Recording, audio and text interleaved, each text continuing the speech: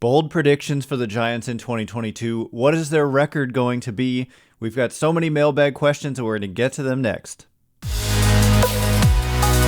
You are Locked On Giants, your daily San Francisco Giants podcast. Part of the Locked On Podcast Network, your team every day.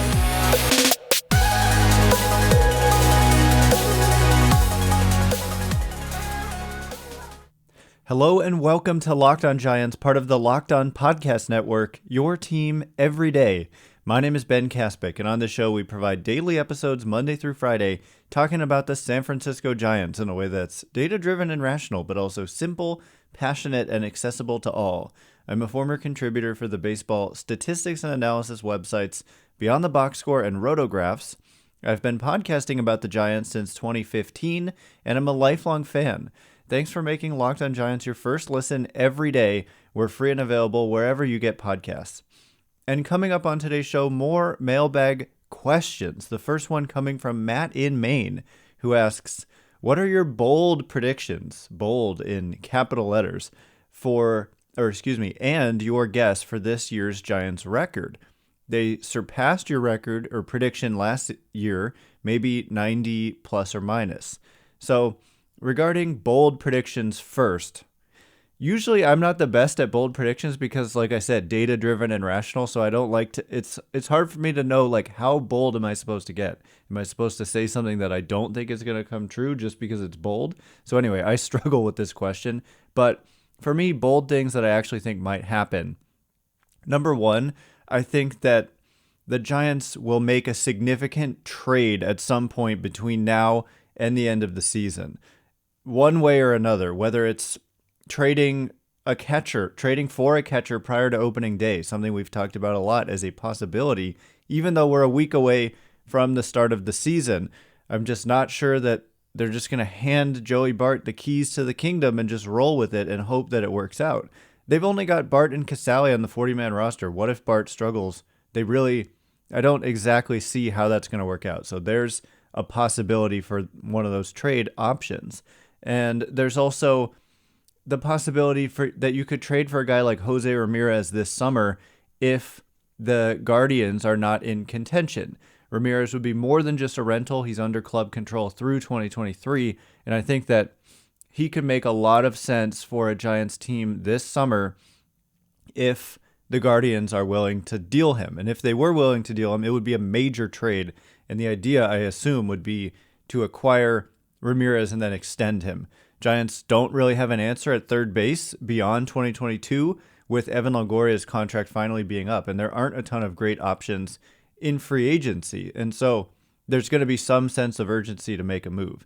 And if the Giants, just like last year with Chris Bryant, they could also make a trade for a rental player. But regardless, I think that there's some kind of major trade for the Giants that happens generally between now and the trading deadline. So we'll just be kind of waiting around for it, but I think it's going to happen.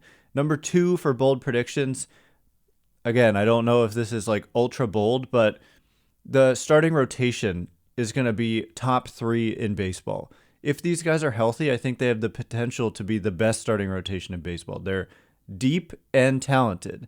You've got kind of potentially co-aces at the top. There are questions with Logan Webb. He hasn't done it for a long period of time, but I think around the industry, and myself included, the performance was so good that I believe that he's going to be able to go out there and perform really well again. And then Carlos Rodón was electric with the White Sox until he had shoulder fatigue down the stretch. But if he can be anything like that, then you've got two frontline starters at the front. And then with DeSclafani and Wood, we know what they can bring to the table. That's a really solid kind of mid to back end of your rotation. And then Alex Cobb quietly had a fantastic year with the Angels last year. Didn't pitch all that many innings, but when he was out there, there were some real improvements. Velocity was a career high, and he puts the ball on the ground, and I just think he's going to be a really, really good fifth starter. And also, I've got to mention, we had a report yesterday from Jeff Passan that multiple scouts have heard that Alex Cobb is out here throwing 97 miles an hour in spring, which is way higher than his normal average pitch velocity, fastball velocity. And so if he's your fifth starter with the upside that he showed last year with the Angels, and now he's throwing 97, the sky would really be the limit with this rotation. But of course, there is injury risk, and the depth behind them is not, I mean, it's depth, right? These are guys beyond fifth on your depth chart. You've got, Boyd coming in June. You've got Carlos Martinez trying to make this team. You've got guys like Sean Jelly and potentially Kervin Castro. So they've got some depth, but if there's like an injury to Rodón or something, it takes a significant hit. But as it is, those are kind of my bold predictions. Not that bold, I suppose. Joey Bart is going to struggle. That's maybe not a bold prediction, but I think he's going to struggle. I'm sorry to say it, and that's why I still think that a move for a catcher could be on the table. I hope he doesn't, and of course I believe the possibility is there that he doesn't. He's got the pedigree, he's got the talent. I just worry about the plate discipline and some holes in the swing, and we saw that, and I don't know, we shall see. It's a fascinating story to follow. And in terms of the number of wins for the San Francisco Giants, I think you kind of nailed it. I'm kind of coming in plus or minus 90 just about. Last year, the bold prediction, you may recall, was that they would go 86 and 76, because a lot of people thought they were like mid to high 70s for wins, and of course they come out here and win 107. So what do any of us know, right? That's the beauty of baseball, is it actually is very hard to predict. So with Longoria and Wade, I was kind of landing at like 91 was going to be my prediction, but you've got a couple of injuries, so maybe I'd bump it down a win or two.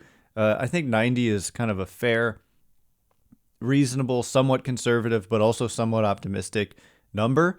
If they can get to 90 for me, that would be a pretty good season. Obviously, a few more wins than that would be great, but 90 and 72, it would be tough to be too pessimistic about if that was the season that the Giants had. So coming up next, are the Giants going to make a move before the start of the season in the next week? And if so, what would it be? And also, is the plan to have Yastrzemski be an everyday player, or is he going to be more of a platoon guy? So those questions and many others coming up in a minute. But first, it's that time of year. I've pretty much way given up on all of my New Year's resolutions, but not this year. I'm sticking to my resolution to eat right thanks to Built Bar. It almost feels like it's not really a resolution because I actually enjoy eating them. Have you tried the Puffs? If you haven't, you're missing out on one of Built Bar's best tasting bars. Puffs are the first ever protein-infused marshmallow. They're fluffy, they're marshmallowy, they're not just a protein bar, they're a treat, and they're covered in 100% real chocolate. Go to Built.com and scroll down to their macros chart and you'll be blown away. High protein, high fiber, low calorie, low sugar. Most Built Bars contain 130 calories, 4 grams of sugar, and a whopping 17 grams of protein. Go to Built.com, use promo code LOCKED15 and get 15% off your order. Use promo code LOCKED15 for 15% off at Built.com. All right, as promised, we're going to continue answering your questions on this Friday mailbag edition. Normally, throughout the year, Friday is mailbag day. Not sure that always works during the regular season, which, hey, this is our last Friday. Well, I guess next Friday we'll be previewing opening day. But yeah, we're with you 5 days a week, all season long. Can't wait. And we're a week away from getting started. Thanks for making Locked On Giants your first listen every day. Locked On MLB Prospects host Lindsey Crosby is a prospect encyclopedia, and he's going deep on the MLB stars of tomorrow. It's free and available wherever you get podcasts. So yeah, continuing to answer your question, Casey Lima asks, will a move be made before the start of the season? If so, which position? So it is bold to say, oh yeah, they're going to make a move at catcher and acquire Wilson Contreras or Sean Murphy. So I'm not exactly going to sit here and say, yeah, that's going to happen, but it is possible, and I wouldn't put it past them. And we've heard some rumblings about that. It's not just me speculating. Susan Slusser of the Chronicle said that the Giants were talking to other teams about catchers. And so I think it's definitely more likely than not that they just go with Bart and Casali. I think they need a third kind of depth catcher on the 40-man roster. Not sure if that's going to come from within. I don't necessarily see exactly who that would be, but they could definitely make a move at catcher for a 40-man guy, whether it's a big name or if it's just kind of a third catcher like when they claimed Jose Godoy. who they then lost to the Twins off waivers. So other than that, I mean, I think other positions are in play. The Giants are always looking to upgrade their team. And we've seen in recent years, like even before the 2019 season, the infamous Connor Joe and Michael Reed acquisitions were really close to opening day.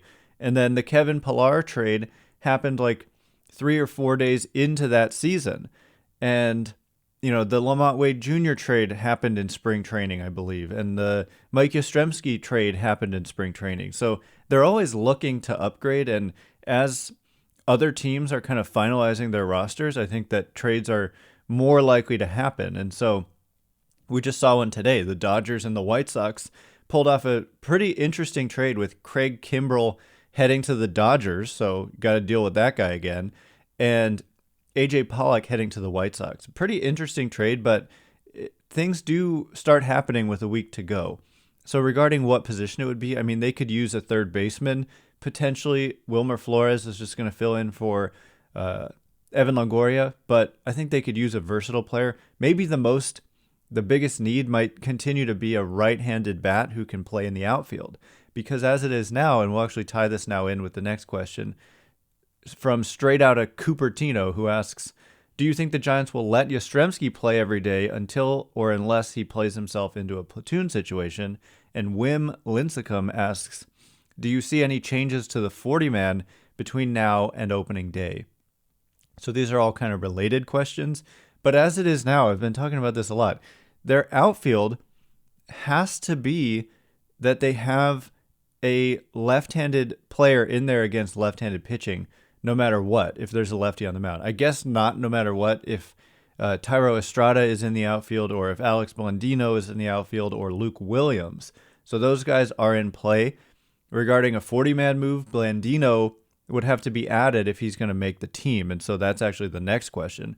But Yastrzemski figures to be an everyday guy, and I'm just not 100% convinced that they want to just roll the dice there. He was very bad against left-handed pitching in 2021. This is the problem with small samples, especially when we look at like individual season numbers. That's enough of a small sample. I think a lot of people think small samples like, 2 plate appearances. Small sample can be hundreds of plate appearances.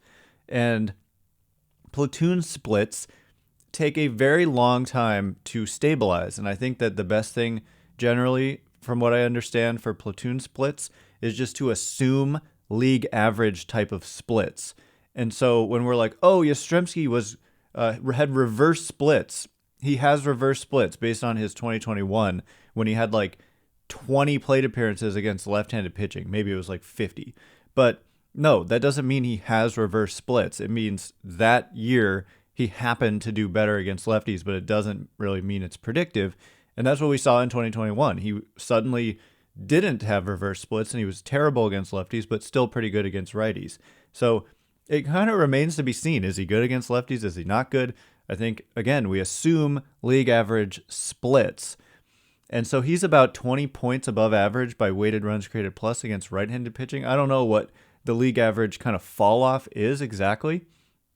I should probably know that, but I would assume he's going to be average or worse against left-handed pitching, in which case, I mean, I do think that there's a move to be made, and yet they haven't made it. And so, I don't know, maybe they view Estrada as a guy who can be a platoon outfielder, because as it is now, I just have to say, it's looking like Slater and, well, actually, as I say this, you could have Ruff in left, Slater in center, and Mauricio Dubon, maybe Dubon in center and Slater in right. And there's your 3 right-handed outfielders against a left-handed pitcher with Yastrzemski and Duggar and Peterson on the bench. And then as soon as the starter comes out and they bring in a righty reliever, you make all your substitutions. Those guys get into the game. They get the favorable matchup, and the Giants use that strategy to score a bunch of runs. That's kind of the way they've been doing it.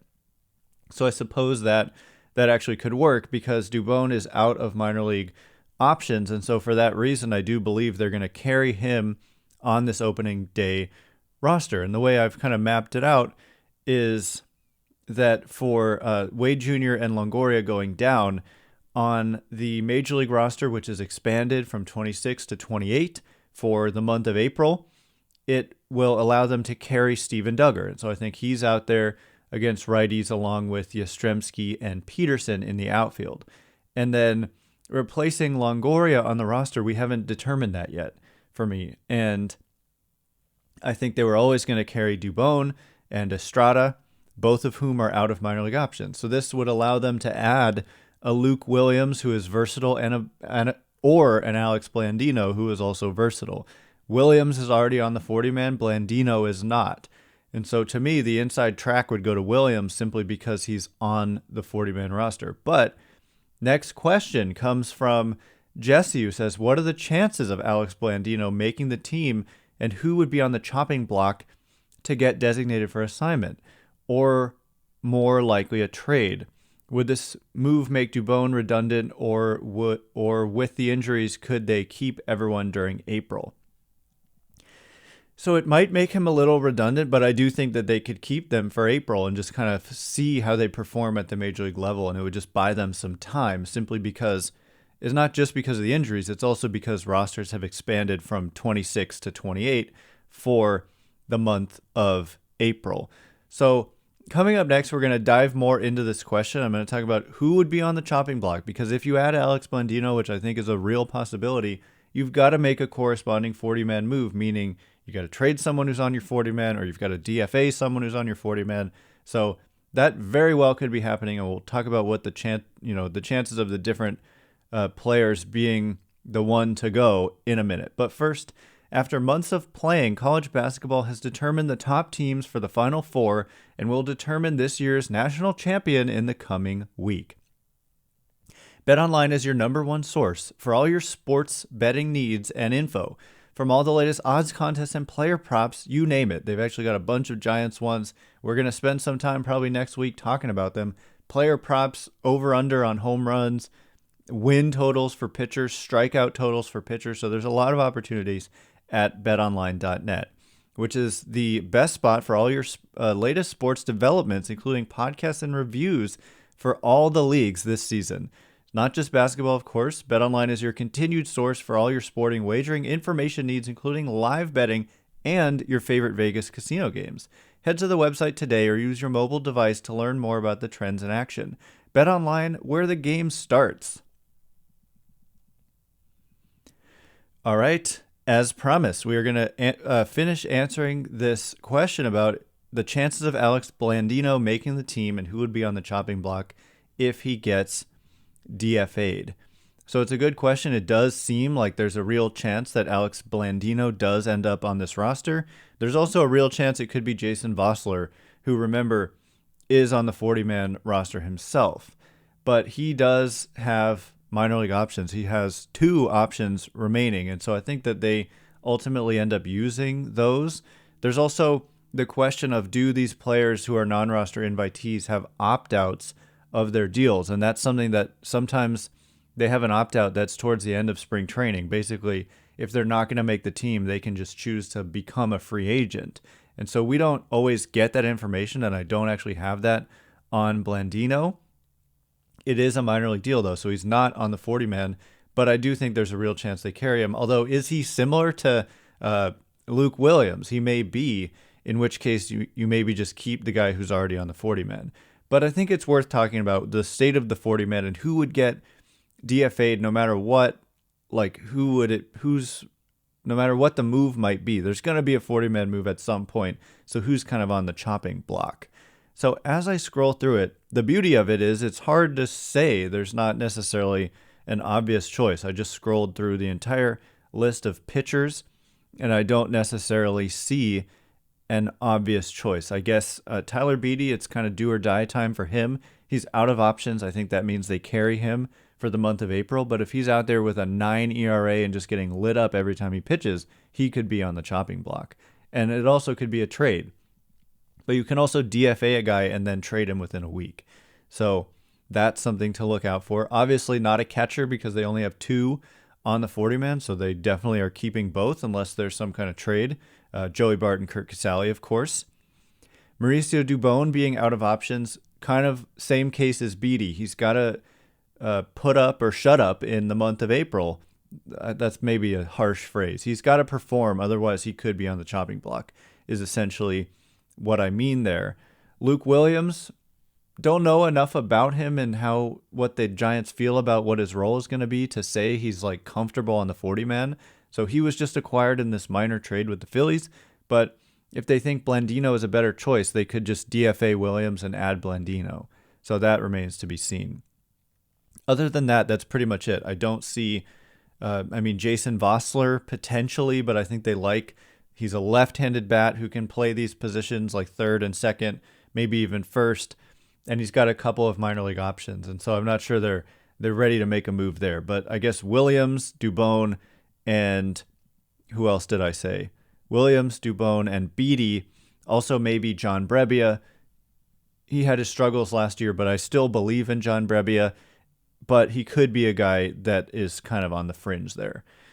So in terms of the chances of Blandino making the team, I don't know, 60-40 against it, maybe 50-50. It seems like there's a pretty good shot, but I'm just not entirely sure.